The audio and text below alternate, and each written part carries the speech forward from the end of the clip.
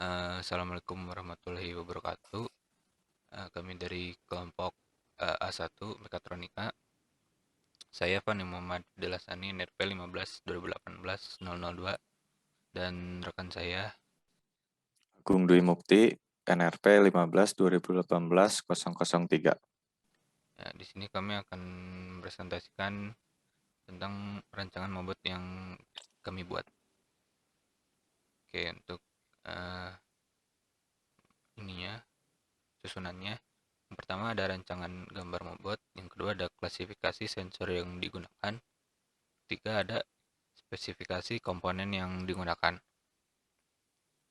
Lanjut ke nomor 1, ada rancangan gambar mobotnya. Nah, di sini saya sempat membuat sketsa dari mobot yang saya buat. Ya, untuk ide awalnya pokoknya dibuat 2 layer. Yang layer bawah itu untuk penggerak sama baterai, yang layer atasnya itu untuk komponen-komponen sensornya sama si controllernya. Nah, setelah di sketsa langsung dibikin digitalisasi, itu dibikin 3D-nya. Nah, kurang lebih hasilnya seperti ini untuk tampak isometriknya. Ini untuk isometrik depan dan belakangnya kurang lebih seperti ini. Lalu untuk tampak depan dan belakangnya. Nah, untuk yang bagian depan ini saya buat lebih melengkung gini ya, seperti mobil pada umumnya, untuk membedakan juga mana depan dan belakang lebih jelas. Oke.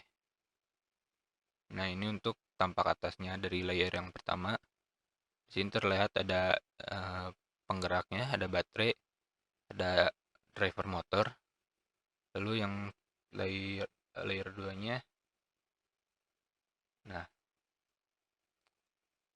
di sini terlihat ada sensor-sensor, ada indikator juga, sama ada kontrolnya itu sendiri Arduino.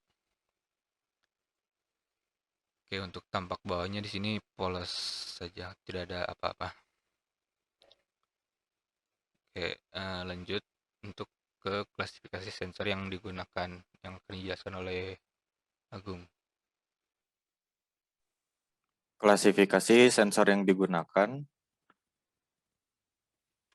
Sensor yang pertama ada sensor ultrasonik dengan stimuli exteroception, yang berarti merasakan rangsangannya itu di keadaan eksternal.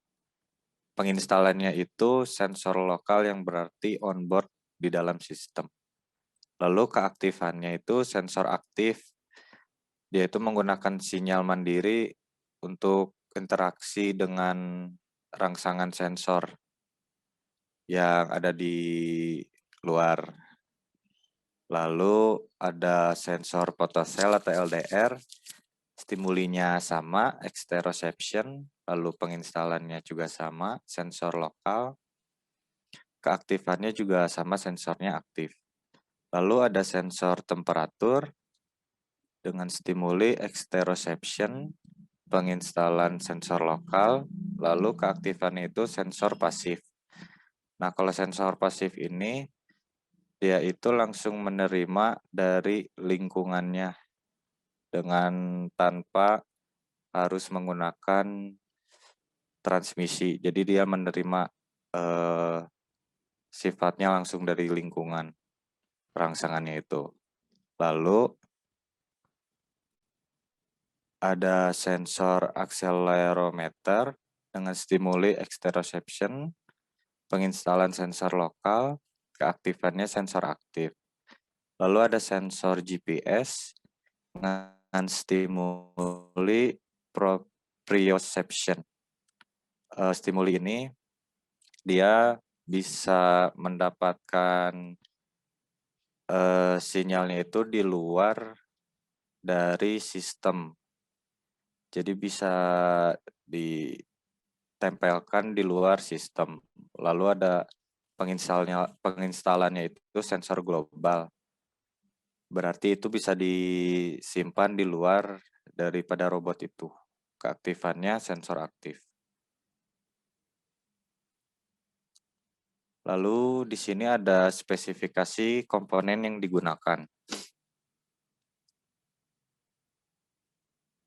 Nah, untuk sensor ultrasonik ini jenisnya HCSR04, jumlahnya 3 buah, voltase operasinya itu 5 volt, jarak pengukuran teoritisnya 2 cm sampai 450 cm.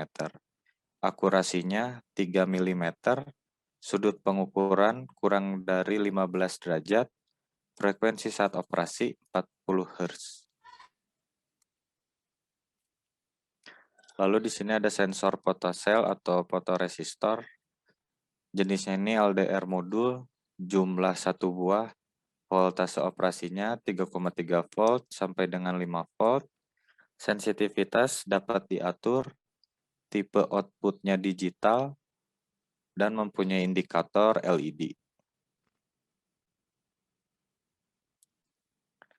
Nah, lalu sensor temperatur, jenisnya ini DHT11, jumlahnya 1 buah, voltase operasinya 3,3 volt atau 5 volt.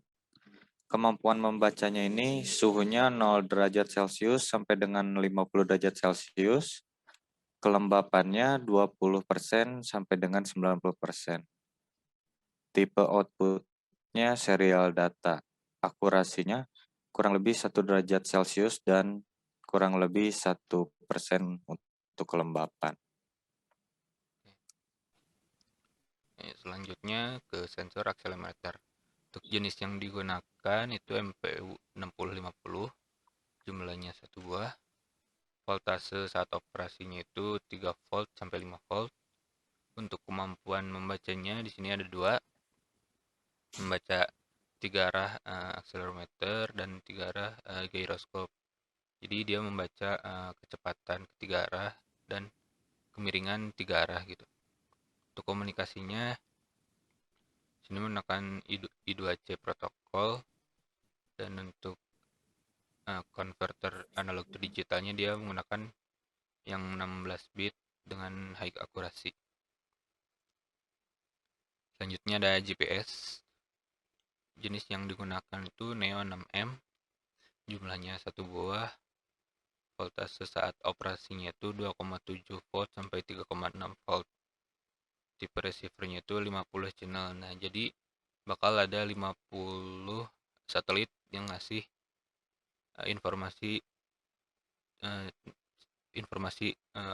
titik lokasinya.